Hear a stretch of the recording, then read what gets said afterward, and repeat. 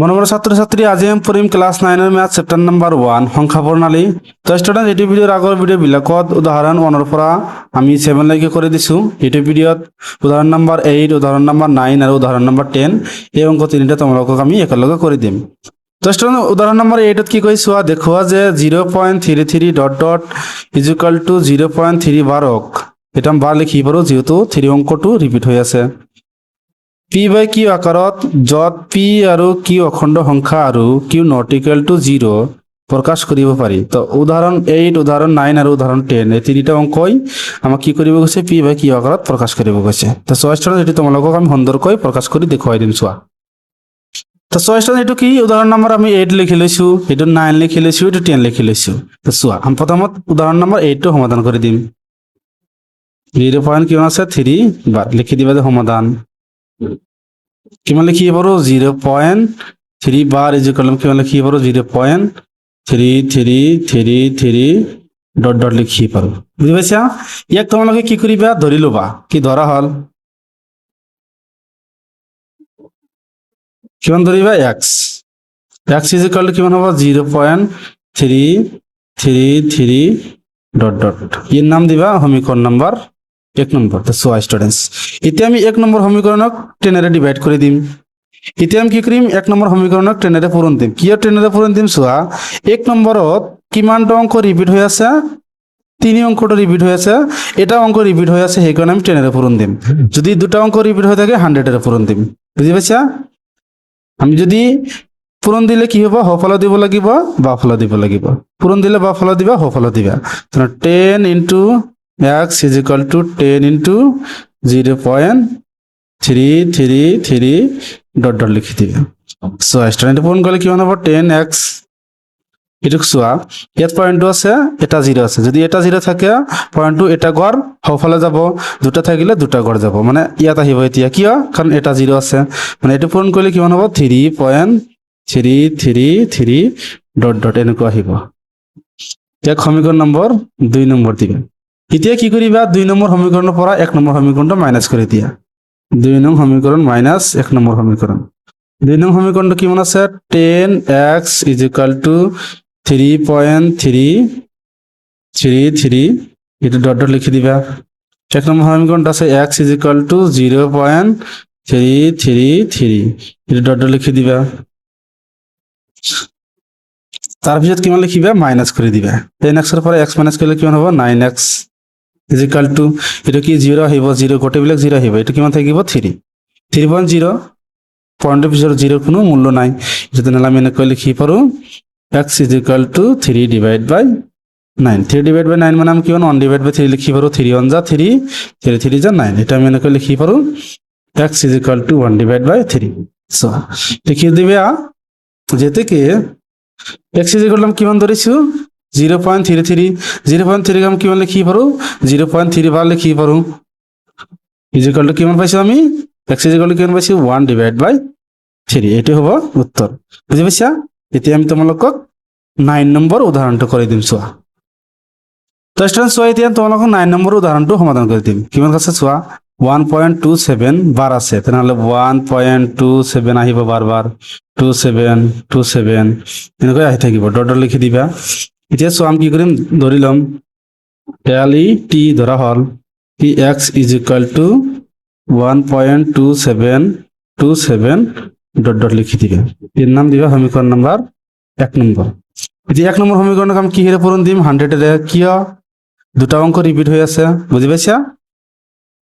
100x is equal to 100 into 1.27 dot dot ঠিক হ'ব 100x হ'ব। ইয়াত দুটা 0 আছে, পয়েন্টটো দুটা অংক হফলে যাব, মানে এনেকুৱা হ'ব পূৰণ কৰিলে মানে এনেকুৱা হ'ব 127.27 ডট ডট। এক সমীকৰণ নম্বৰ 2 নম্বৰ দিবা। 1 নম্বৰ আৰু 2 নম্বৰ পাইছো। এতিয়া আমি কি কৰিম 2 নম্বৰ সমীকৰণৰ পৰা 1 নম্বৰটো মাইনাস কৰি দিম। 2 নং সমীকৰণটো আছিল 100x is equal two 127.27 dot dot. 1 নম্বৰটো কি আছিল x ইজ ইকুয়াল টু 1 নম্বৰটো কি আছিল 1.2727। ইয়াত আমি কি কৰিম চোৱা পয়েন্টৰ তলত পয়েন্টটো বহাই দিম।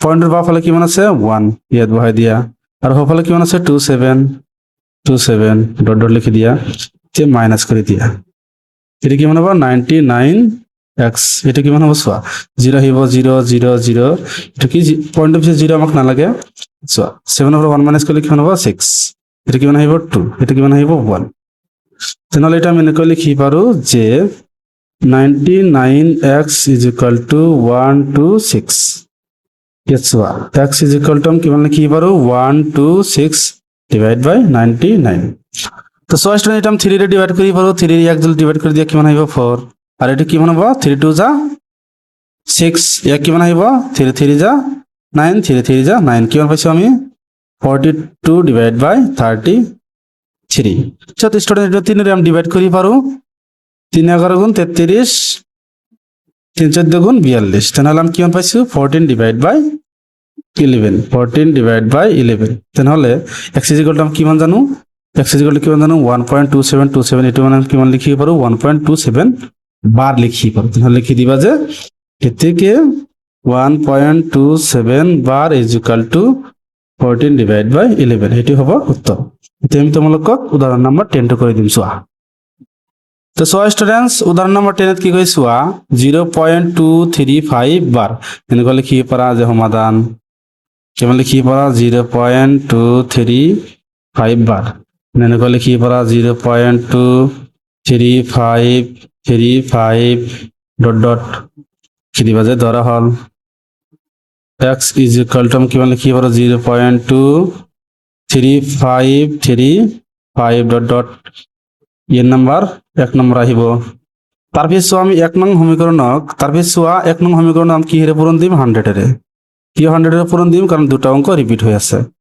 100 into x is equal to 100 into 0.235 dot dot এটা আমি এনেকৈ লিখি পাৰো 100 x is equal to point two ইয়াত আহিব 23.53 তারপর কি মানে 53 ডট ডট তারপর এটা 5 লিখি দিব পারা কিমান আহিব 23.53535 এটো থাকিব ইয়াক তোমালোকে 2 নং সমীকরণ দিবা 2 নম্বর সমীকরণ পাইছো 2 নম্বর সমীকৰণৰ পৰা এতিয়া 1 নম্বৰ সমীকৰণটো মাইনাস কৰি দিম 2 নং সমীকৰণ আছিল 100 x is equal to 23.535 1 number সমীকৰণটো আছিল কি 0.23535 পয়েন্টের তলত পয়েন্ট বহাই দিয়া কিমান আহিব 0 তারপর কিমান হবে 23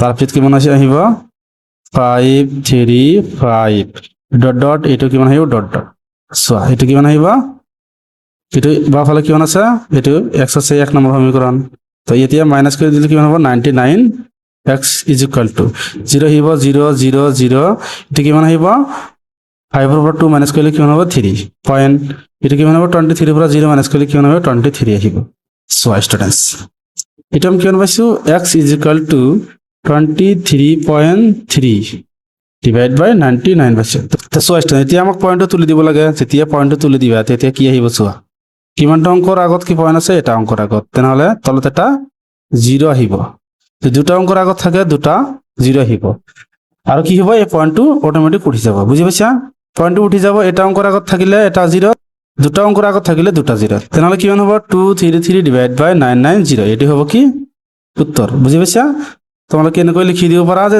এতেকে x is equal to কিমান ধৰিছো 0.235 আহি যায় বারবার এটা আমি কি বার লিখি পারো is equal to 233 ডিভাইড বাই 990 এটি হবে উত্তর তো স্টুডেন্ট যদি ভিডিওটা বুঝি পাইছা ভাল লাগিছে যদি চ্যানেলটো সাবস্ক্রাইব করে দিবা আর তোমার মতামত কমেন্ট করে জানাবা থ্যাংক ইউ স্টুডেন্টস